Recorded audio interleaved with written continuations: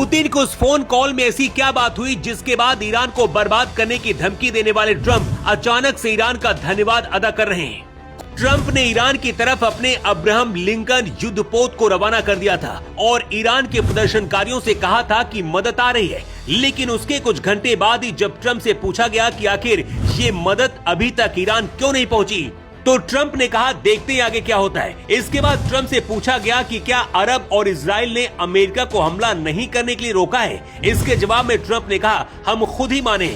लेकिन ट्रंप क्यों माने, इसकी दो वजह। पहली अरब के मुस्लिम देश और दूसरे हैं पुतिन।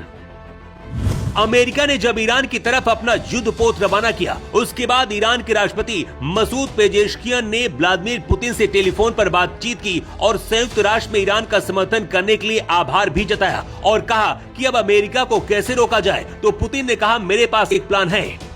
पुतिन ने इजराइल को फोन किया और कहा कि अगर ईरान से युद्ध शुरू होता है तो पूरे मिडिल ईस्ट को नुकसान होगा।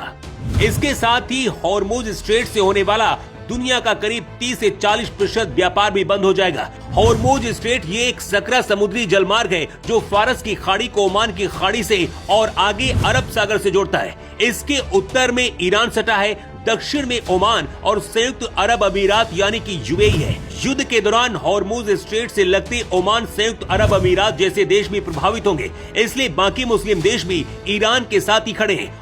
और इस तरह से पुतिन की एक फोन कॉल ने सब कुछ बदल दिया है और ट्रंप को पीछे हटना पड़ा है। ईरान से बेइज्जती होने के बाद भी ट्रंप ईरान का धन्यवाद क्यों बोल रहे हैं, इसकी वजह भी जान लीजिए।